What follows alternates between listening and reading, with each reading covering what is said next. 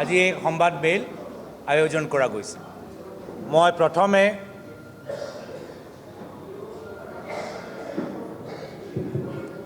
প্ৰথমে আমাৰ মাজত জিতেন্দ্ৰ সিং ডাঙৰীয়া আছে। মই জিতেন্দ্ৰ সিং ডাঙৰীয়া আমাৰ AICC screening committee chairman Priyanka Gandhi ডাঙৰীয়ানীৰ দুদিনীয়া কাৰ্যসূচীৰ ওপৰত আমাক সকলক সম্বোধন কৰিবলৈ অনুৰোধ জনাইছোঁ। जितेंद्र सिंह जी। धन्यवाद। श्री गौरव गोगोई जी, हमारे ऊर्जावान प्रदेश अध्यक्ष, हमारे साथ विराजमान है हमारे सम्माननीय CLP लीडर देवव्रत जी साइकिया साहब, विराजमान AICC के हमारे सेक्रेटरी साहिबान निपुन बोरा जी, डॉक्टर जी हुसैन साहब। जैसा कि अभी गौरव जी ने बताया कि माननीय प्रियंका गांधी जी जो स्क्रीनिंग कमेटी की चेयरमैन हैं और उनके साथ जो उनके 3 स्क्रीनिंग कमेटी के मेंबर्स हैं, 3 सीनियर ऑब्जर्वर्स हैं जिसमें श्री DK शिव कुमार जी, भूपेश बघेल साहब, बंधु तिर्की जी, दिनांक 19 तारीख यानी कल वो गुवाहाटी आ रहे हैं। लगभग 10 बजे वो गुवाहाटी पहुंचेंगे। सीधा एयरपोर्ट से मां कामाख्या मंदिर में जाने वाले हैं, वहां से आशीर्वाद लेंगे, आसाम की खुशहाली के लिए प्रार्थना करेंगे और सीधा वहां से प्रदेश कांग्रेस कमेटी का ऑफिस राजीव भवन आएंगे। वहाँ से उससे लगभग 11 बजे से लेकर रात को 12 बजे तक, दिन के 11 बजे से लेकर रात के 12 बजे तक विभिन्न पार्टी के जो हमारे कार्यकर्ता हैं, पार्टी के जो नेता हैं, ऑफिस बेयरर्स हैं, उनके साथ मीटिंग होगी।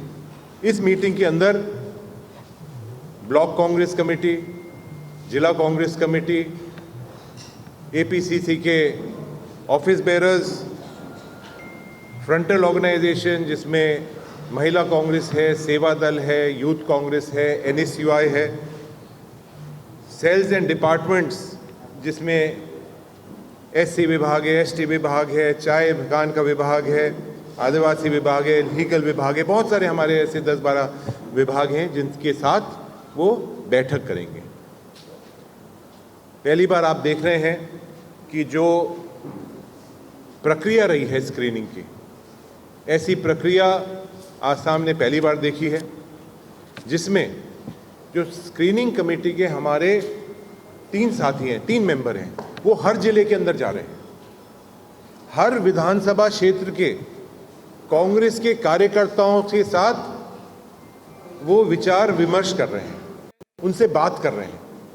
जो ग्राउंड लेवल सिचुएशन है, जमीन की जो हकीकत है, उसकी जानकारी ले रहे हैं।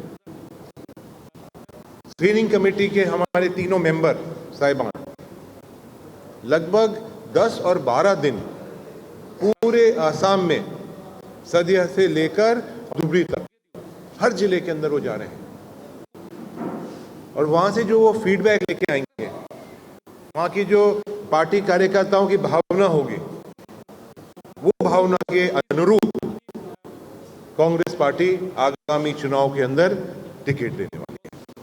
तो हम सब बहुत बहुत स्वागत करते हैं प्रियंका गांधी जी का।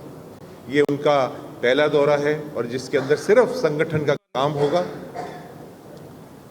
वो उनका हम सब आग्रह करते हैं और चाहते हैं कि प्रियंका गांधी जी समय समय पर यहाँ आती रहेंगी और प्रचार और यहाँ की जो समस्याएं हैं उनके बारे में उनका आगे हमारे मैनिफेस्टो के अंदर, हमारे घोषणा पत्र के अंदर उनका एक बहुत बड़ा हाथ रहेगा।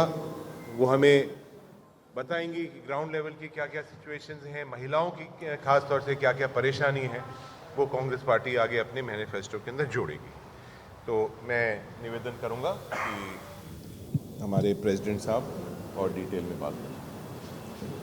ধন্যবাদ আদৰণীয় জিতেন্দ্ৰ সিং ডাঙৰীয়া, উপস্থিত থকা বিধায়িনী দলৰ দলপতি দেৱব্ৰত শইকীয়া ডাঙৰীয়া, সাংসদ ৰকিবুল হুছেইন ডাঙৰীয়া, আমাৰ প্ৰাক্তন সভাপতি সাংসদ ৰিপুণ বৰা ডাঙৰীয়া, উপস্থিত থকা আমাৰ AICC তিনিগৰাকী সম্পাদকসকল, মনোজ চৌহান ডাঙৰীয়া, বিকাশ উপাধ্যায় ডাঙৰীয়া, পৃথ্বীৰাজ সাথী ডাঙৰীয়া, বেদব্ৰত বৰা ডাঙৰীয়া আৰু আমাৰ উপস্থিত থকা সাংবাদিক বন্ধুসকল, আমাৰ চেষ্টা যে আমি স্ক্ৰিনিং প্ৰচেছ যিমান আমি সোনকালে শেষ কৰিব পাৰোঁ সেয়া আমাৰ চেষ্টা থাকিব।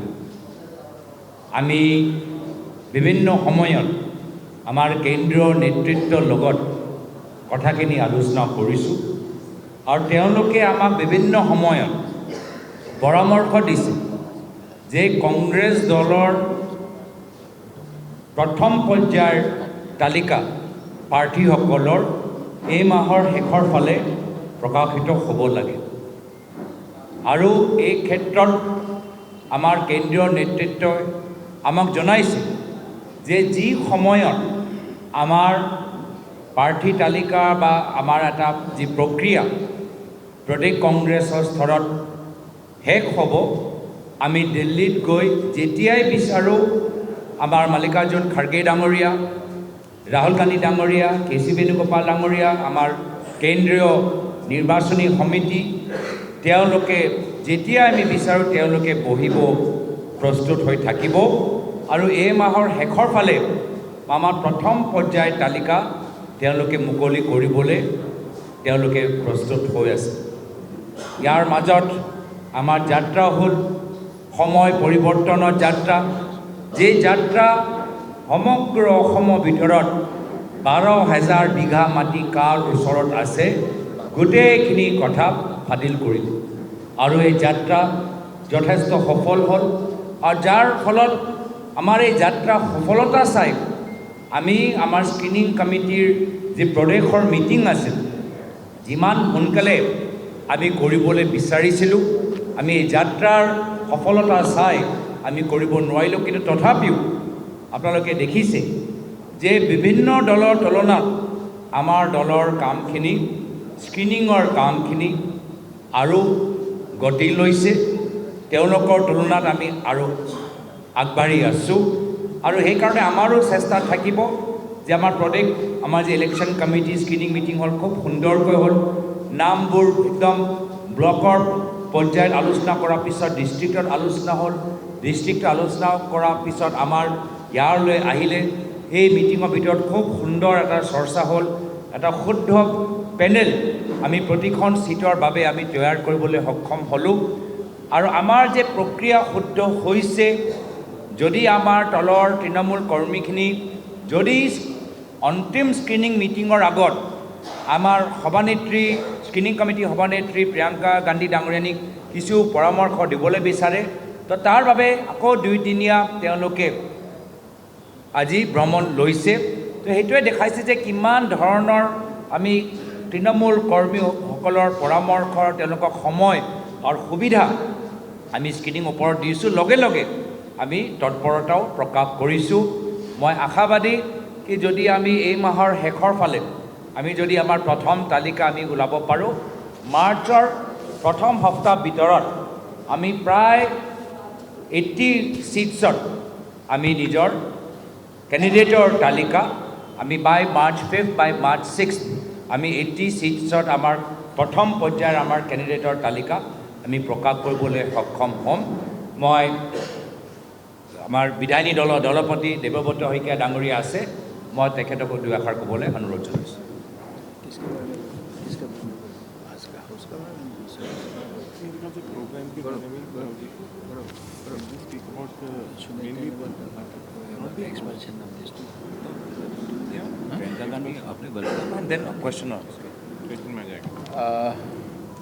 আমাৰ স্ক্ৰিনিং কমিটিৰ চেয়াৰমেন ডাঙৰীয়ানী অহাকালিলৈ আহি পাবহি, প্ৰিয়ংকা গান্ধী ডাঙৰীয়ানী, আৰু ইতিপূৰ্বে 3জন স্ক্ৰিনিং কমিটিৰ সদস্য, AICC ছেক্ৰেটাৰী এজন আৰু 2জন সাংসদ অসমৰ বিভিন্ন জিলালৈ ইতিমধ্যে গৈছে আৰু তৃণমূল পৰ্যায়ৰ নেতা কৰ্মীসকলক সাক্ষাৎ কৰি তৃণমূল পৰ্যায়ৰ পৰা আমাৰ কৰ্মীসকলে যেনেধৰণে সেই অঞ্চলবিলাকৰ বাবে প্ৰতিনিধি বিচাৰে এই ক্ষেত্ৰত মতামত গ্ৰহণ কৰিছে আৰু এই মতামতৰ পিছত আমাৰ স্ক্ৰিনিং কমিটিত সেই কথাখিনিও আহিব, আবেদনকাৰীসকলৰ কথাখিনিও আহিব আৰু তাৰ পিছত সভাপতিয়ে ক'বৰ দৰে আমি সোনকালে আমাৰ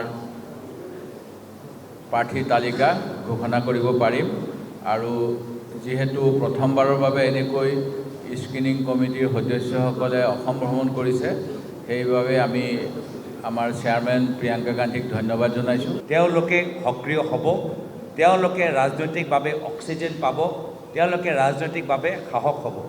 এয়া হ'ল পাৰ্থক্য। কংগ্ৰেছ দলৰ লগত মিত্ৰতা কৰিলে সকলৰ লাভ হয়, কিন্তু বিজেপি দলৰ লগত মিত্ৰতা কৰিলে সকলৰ ক্ষতি হয়। এতিয়া এটা সময়ত অগপ দলে এটা সময়ত মিত্ৰতা কৰিলে, অগপ দল নাইকিয়া হ'ল। এটা সময়ত BPF দল মিত্ৰতা কৰিছে, BPF দল পিছত গৈ ৰাজনৈতিকভাৱে তেওঁলোকৰ ক্ষতি হ'ল। পিছত গৈ UPPL দলে মিত্ৰতা কৰিলে, তেওঁলোকৰ ৰাজনৈতিকভাৱে ক্ষতি হ'ল। তো সেইকাৰণে বিজেপি দল তেওঁ নাজানো মংগল নে অমংগল মই ক'ব নোৱাৰোঁ, কিন্তু যিসকলে হাত মিলাই বিজেপি দলত বৰ্তমানৰ নেতৃত্বত তেওঁলোকে নোহোৱা হৈ যায়। সেয়া দলৰ কথাই হওক, বেয়া ব্যক্তিৰ কথা হওক। মই মই ক'লোৱে, যেতিয়া অগপ দল আজি তাৰিখত নোহোৱা হৈ গ'ল, বিভিন্ন ৰাজনীতিবিদ যি বিজেপি দলৰ ভিতৰত যোগদান কৰি নোহোৱা হৈ গ'ল, সেইকাৰণে ভূপেন বৰা ডাঙৰীয়াও স্থিতি একে হ'বলৈ গৈ আছে। যেতিয়া অসম গণ পৰিষদ দল যেনেকুৱা নোহোৱা হৈ গ'ল, প্ৰাক্তন মুখ্যমন্ত্ৰী সৰ্বানন্দ সোণোৱাল ডাঙৰীয়া নোহোৱা হৈ গ'ল, তো ক'ত এতিয়া প্ৰাক্তন মুখ্যমন্ত্ৰী সৰ্বানন্দ সোণোৱাল ডাঙৰীয়া আজি হোৰ্ডিঙত দেখা পোৱা নাই, তো ভূপেন বৰা ডাঙৰীয়া কি তাত পাব, সন্মান পাব আমি নাজানো। কিন্তু আমাৰ দলৰ কামখিনি 12,000 বিঘা মাটি কেনেদৰে এটাই ঘৰৰ নামত পৰিলে, এইখিনি কাম আমি ৰাইজৰ মাজত লৈ যাম।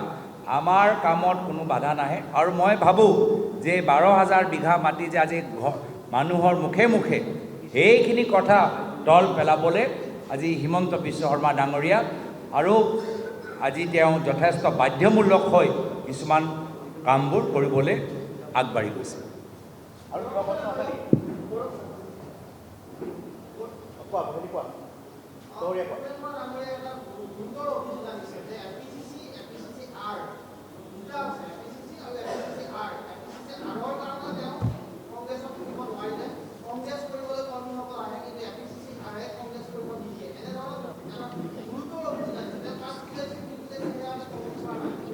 ভূপেন বৰা ডাঙৰীয়াই আৰু এটা কথা কৈছিল যে এই জন্মৰ ভিতৰত তেওঁ বৰদোৱা থানৰ সন্মুখতে হওক বা কামাখ্যা মন্দিৰৰ সন্মুখতে হওক তেওঁ শপত ল'ব পাৰে যে তেওঁ কেতিয়াও বিজেপি দল নাযায়। যিজনে মা কামাখ্যা সন্মুখত আৰু বৰদোৱা থানৰ সন্মুখত এনেকুৱা এটা কথা ক'ব পাৰে আৰু তাৰ পিছত পদত্যাগ কৰাৰ পিছত এদিনৰ ৰ'ব নোৱাৰিলে তাৰ পিছদিনাই বিজেপি যাব পাৰে, তেওঁৰ কথাবোৰ কিমান আপোনালোকে গ্ৰহণ কৰিব পাৰে বা তেওঁৰ কথাৰ কিমান যোগ্যতা আছে সেইখিনি আপোনালোকে বুজি পায়। আৰু আনফালে চাওক, মুখ্যমন্ত্ৰী হিমন্ত বিশ্ব শৰ্মা ডাঙৰীয়া অলপ দিন আগতে ভূপেন বৰা ডাঙৰীয়া, বীৰা বৰঠাকুৰ ডাঙৰীয়ানী, দেৱব্ৰত শইকীয়া ডাঙৰীয়াৰ মাজত এটা ছবি লৈ তেওঁ ইমান ক্ষোভিত হৈছিল যে নাৰীৰ ওপৰত অপমান কৰা গ'ল। নাৰীসকলৰ আজি তেওঁ নেশ্যনেল কমিশ্যন অফ উমেন যোগেদি ভূপেন বৰাক চামেণ্ট কৰিলে। পুলিচ আৰক্ষী বিষয়াই দেৱব্ৰত শইকীয়া ডাঙৰীয়া ঘৰলৈ গ'ল। মহিলা কংগ্ৰেছ সভানেত্ৰী বীৰা বৰঠাকুৰৰ ওচৰলৈ গ'ল আৰু সেই প্ৰেছ কনফাৰেন্সটো মনত পেলাওক। সেই সময়ত হিমন্ত বিশ্ব শৰ্মা ডাঙৰীয়া নাৰী সন্মানৰ ক্ষেত্ৰত ভূপেন বৰা ডাঙৰীয়াক কিমান গালি পাৰিছিল। আৰু যিজনক নাৰী অপমান কৰা দাগ লগাইছিল আজিৰ তাৰিখত হিমন্ত বিশ্ব শৰ্মা ডাঙৰীয়াৰ বাবে তেওঁ এজন হিন্দু নেতা হ'ল। মই হিমন্ত বিশ্ব শৰ্মা ডাঙৰীয়াক অনুৰোধ কৰিছোঁ, কাইণ্ডলি এই হিন্দু নেতাৰ চাৰ্টিফিকেট বিতৰণ কৰা কামটো এৰি দিয়ক। যিজনক আপোনালোকে ক'লে যে নাৰী অপমান কৰিছে, ইমান লজ্জিত হ'ল আপুনি, সেইজনকে আপোনালোকে একদিনৰ পিছত আপোনালোকে স্বাগতম জনাইছে আৰু এখেতক হিন্দু নেতাৰ আখ্যাত দিবলৈ বিচাৰে। সেইকাৰণে হিমন্ত বিশ্ব শৰ্মা ডাঙৰীয়া এগৰাকী ৰাজনৈতিক হিন্দু, অসমৰ জিন্না। তেওঁ হিন্দু নেতা কোন নহয় সেইটোৰ প্ৰমাণ পত্ৰ দিয়া তেওঁ কোনো অধিকাৰ নাই। মই ভাবোঁ আৰু দুয়োজন নেতাৰ অভিনয়, এজন নাৰী সন্মানৰ প্ৰতি যে অভিনয় কৰি আছিল আৰু আনগৰাকীয়ে যে মা কামাখ্যাৰ বৰদোৱা থানৰ সন্মুখত শপত লোৱা যে অভিনয় কৰি আছে, দুয়োজনৰ অভিনয় মুকলি হ'ল। মই ভাল পালোঁ যে দুয়োজন ককায়েক ভায়েক আজি একে মঞ্চত থাকিব, ভালে থাকক। মই ভাবোঁ যে এইবাৰ কংগ্ৰেছ, নতুন কংগ্ৰেছ বনাম পুৰণি কংগ্ৰেছৰ যুঁজ হ'ব। বিজেপি দলৰ ভিতৰত পুৰণি বিজেপি ক'ত? ৰাজেন গোহাঁই ডাঙৰীয়াটো এৰিছে, সিদ্ধাৰ্থ দাৰ আজি নাম নোহোৱা হ'ল। আজি বিজয়া খৰিৰ আজি তেওঁলোকৰ জীয়েকৰ চিট নাইকিয়া হ'ল। আজি দিলীপ শইকীয়া এখেতক আমি দেখাই নাপাওঁ।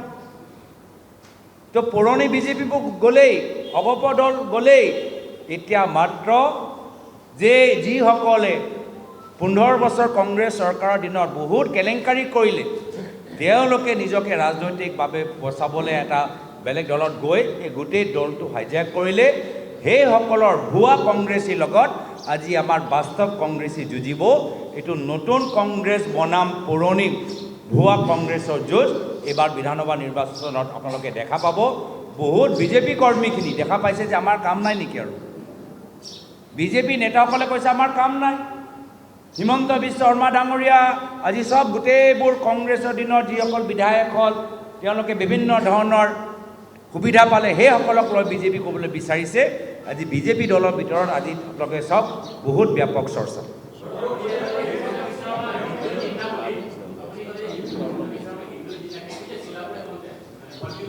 মই কৈছোঁ তেওঁ অসমৰ জিন্না, আৰু হিন্দু নেতাক প্ৰমাণ পত্ৰ দিয়া তেওঁলোকৰ অধিকাৰ নাই। কিয় নাই? কি তেওঁ নিজে গৰু চিণ্ডিকেট কৰা মানুহৰ পৰা তেওঁ মন্ত্ৰী তেওঁক বনাই ৰাখিছে। গৰু চিণ্ডিকেট কৰা মানুহক তেওঁ টিকেট দিবলৈ বিচাৰে। গৰু চিণ্ডিকেট অসমৰ ভিতৰত আৰু বৃদ্ধি পাইছে। তেওঁ কি হিন্দু নেতা?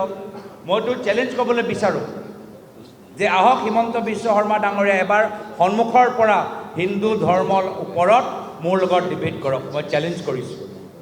যদি ইমানে তেওঁ হিন্দু নেতাৰ হিন্দু ধৰ্মৰ ওপৰত তেখেতৰ জ্ঞান আছে, মই ৰাজহুৱাভাৱে মই চেলেঞ্জ কৰিছোঁ। চাওক কোন হিন্দু ধৰ্মৰ কথা বেছি জানে, তেওঁ জানেনে মই জানো? চাওক কোন নিজৰ কৰ্মৰ যোগেদি হিন্দু ধৰ্মৰ প্ৰতি নিজৰ দায়বদ্ধতা দেখাইছে, তেওঁ নে আমি? মই চেলেঞ্জ কৰিছোঁ যদি সাহস আছে, কিন্তু মোৰ চেলেঞ্জ কেতিয়াও নলয়, মই জানো। বহুত মানুহৰ মনত প্ৰশ্ন আছে যে কংগ্ৰেছ দলৰ ভিতৰৰ কথাবোৰ হিমন্ত বিশ্ব শৰ্মা ডাঙৰীয়াৰ লগত ঘনিষ্ঠ থকা সাংবাদিকজনে কেনেকৈ গম পায়? বহুত মনত সেই সংখ্যা আছিল, প্ৰশ্ন আছিল।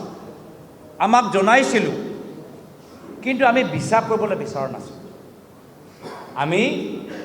আমাৰ একেখিনি খবৰ আমাৰ কাণতো পৰিছিল, সমগ্ৰ অসমৰ ভিতৰত চৰ্চিত, কিন্তু আমি বিশ্বাস কৰিবলৈ বিচৰা নাছিলোঁ। কিন্তু যি ধৰণৰ আজি যিসকলে বিজেপি বিৰুদ্ধে ইমান দিন সংগ্ৰাম কৰিলে, কংগ্ৰেছৰ দলৰ ভিতৰত আপত্তি পালে, তেতিয়া বেলেগ বিজেপি বিৰোধী দলৰ ওচৰত যাব পাৰিলেহেঁতেন।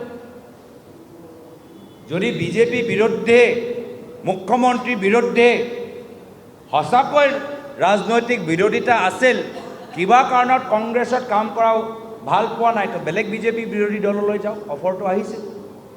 এদিন নৰলে, এদিনৰ পিছত তেওঁ জাম্প মাৰিলে। চাণক্যই কৈছিল চাম, চাম মানে আলোচনা, দাম, দাম মানে পইচা, দ্বন্দ্ব, দ্বন্দ্ব মানে লাঠি, ভেদ, ভেদ মানে বিভাজন সৃষ্টি কৰা, আলোচনা, পইচা, লাঠি আৰু অপপ্ৰচাৰ কৰি বিভাজন। মই ভাবোঁ দুটা, ইয়াৰ ভিতৰত দুটা অস্ত্ৰ ভূপেন বৰা ডাঙৰীয়াৰ ওপৰত ব্যৱহাৰ কৰা গৈছে।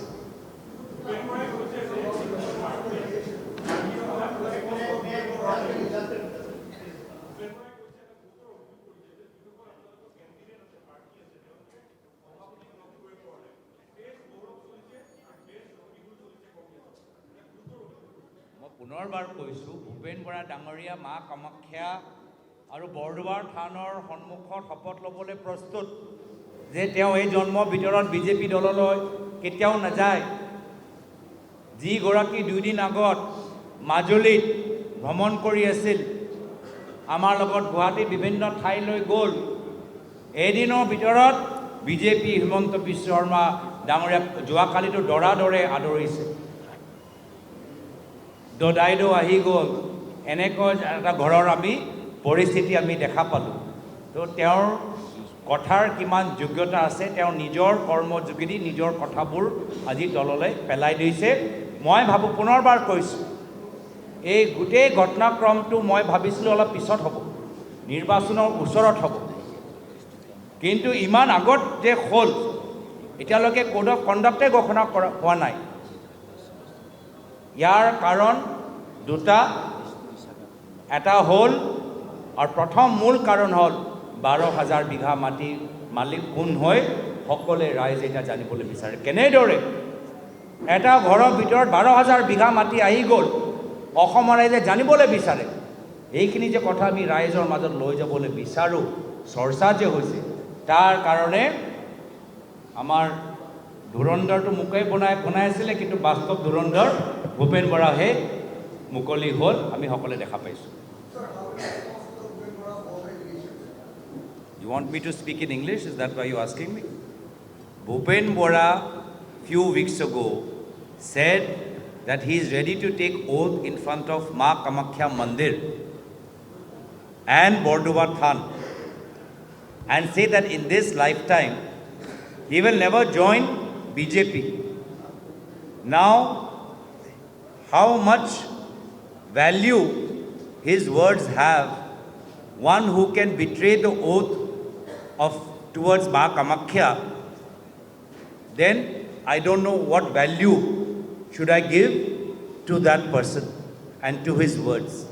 Aru sauk ako Hindu netar praman, যিজনে মা কামাখ্যাৰ আগত শপত যে ল'লে, এই শপতটোৱে ধৰি ৰাখিব নোৱাৰিলে, তেখেতৰ আজি হিন্দু নেতা মা কামাখ্যাৰ শপতৰ যি বিশ্বাসঘাত কৰিছে, সেইজন হ'ল হিমন্ত বিশ্ব শৰ্মাৰ বাবে হিন্দু নেতা।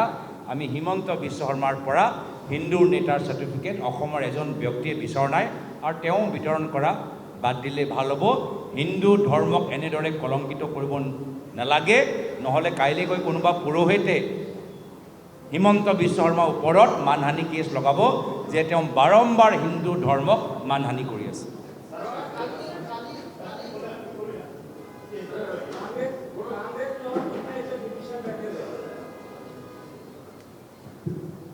देखिए, हमको तो बीजेपी दल में जो खबर आ रहा है, अब इधर भी कांग्रेस है, उधर भी कांग्रेस है, वहाँ पे पुराना कांग्रेस है, यहाँ पे नया कांग्रेस है, बीजेपी तो है ही नहीं, असम गण परिषद तो खत्म ही। तो हम तो आपस में ही अब ये निर्वाचन हम खेलने वाले हैं या लड़ने वाले हैं, और असम की जनता देखेंगी कि उनको वो पुराना कांग्रेस चाहिए जिन्होंने 15 साल के कांग्रेस के सरकार को अपने भ्रष्टाचार के द्वारा डुबाया, जिन्होंने कांग्रेस के सरकार के द्वारा शराब की दुकानें खोली और आज भी वही काम कर रहे हैं, या असम के लोगों को एक नए असम के साथ एक नया कांग्रेस वो देखना चाहते हैं, ये असम की जनता इस बार तैयार करेगी। ठीक बोला?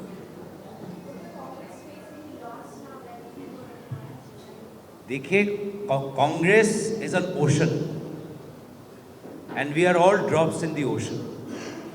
Jitendra Singh ji is a drop, I am a drop, Debobroto Saikia ji is a drop. Congress existed far before us, far before our fathers.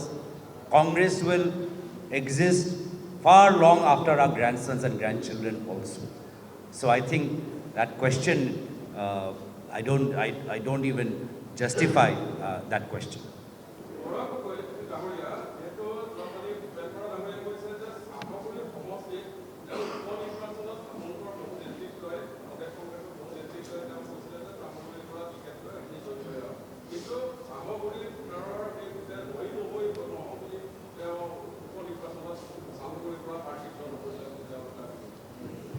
চাওক, এতিয়া যিসকলে বিজেপি লৈ যায়, বিজেপি তেওঁলোকক যোগদান কৰাৰ আগত এটা স্ক্ৰিপ্ট দি দিয়ে কি যদি বিজেপি লৈ আহা এইটো স্ক্ৰিপ্ট লোৱা, এই স্ক্ৰিপ্টত যি লিখা আছে গাই দিব লাগিব।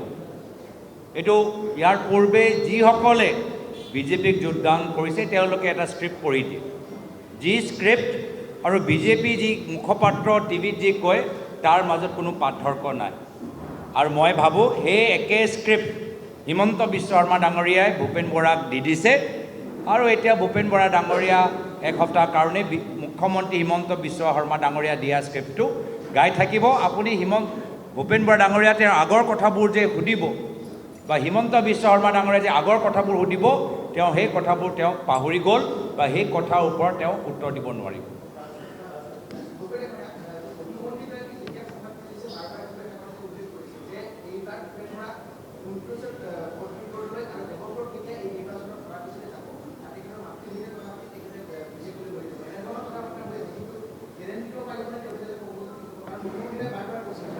মুখ্যমন্ত্ৰীটো সদায় সিটৰ কথাও কয়, এইবাৰ সিটৰ কথা কিয় ক'ব নোৱাৰিলে? ইয়াৰ পূৰ্বে যিমানবোৰ সিট, যিমানবোৰ নিৰ্বাচন হৈছে তেওঁতো মাৰ্জিনলৈকে কৈ দিয়ে যে যোৰহাটৰ ভিতৰত 3 লাখ ব্যৱধানত তেওঁলোকে জিকিব, লোকসভাত ইমান সিট জিকিব। এইবাৰতো সিটৰ তেওঁ ক'বই নোৱাৰিলে। তেওঁ যেতিয়া সোধা গ'ল যে সিট কিমান পাব, তেতিয়া তেওঁ প্ৰশ্নৰ উত্তৰ দিব নোৱাৰিলে। এইটোৱে হ'ল বাস্তৱ। ৰাজনীতিত কোন দিন কাৰ ভৰি তলত মাটি গুচি যায় কোনোৱে ক'ব নোৱাৰে, আৰু সেইকাৰণে তেওঁ মাটি গুণটো পাইছে। 12,000 বিঘাৰ মাটি লৈ যে মানুহৰ মাজত ব্যাপক চৰ্চা, সেইখিনিও খবৰ তেওঁলোকে পাইছে।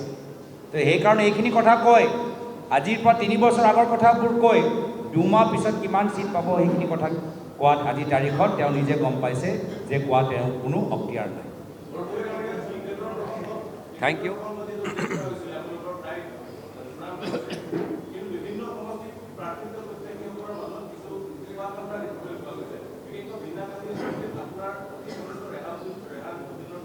এনে খোৱা কামোৰা আমাৰ মাজত, আমাৰ মিটিঙৰ বাহিৰত আমি ওলালোঁ, সকলে হাঁহি মুখেৰে আমাক চাইছে, ইমান ভালকৈ মিটিং হ'ল, আমাৰ দলৰ সকলে কৈছে ইমান সুন্দৰ মিটিং হ'ল, ৰাইজ আমাৰ দলৰ কৰ্মীখিনি সন্তুষ্ট। আমাৰ কৰ্মীৰ পৰাতো আমি একো খোৱা কামোৰা একো আমি বাতৰি আমি পোৱা নাই।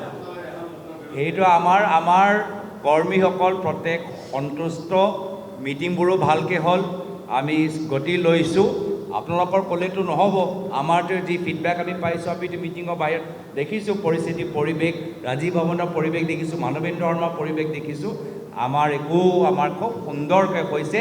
তাৰ ভিতৰত এইকেইটা দিনৰ ভিতৰত যদি কাৰ্য হৈ থকা ছবি এটাই দেখা পাইছোঁ, এয়া হ'ল বিজেপি দলৰ ভিতৰত চকী দলিয়াইছে, তেনেকুৱা এটা ছবি মই দেখা পাইছোঁ। এইখিনি কথা নুশুনে। ধন্যবাদ। Thank you. Thank you. Thank you.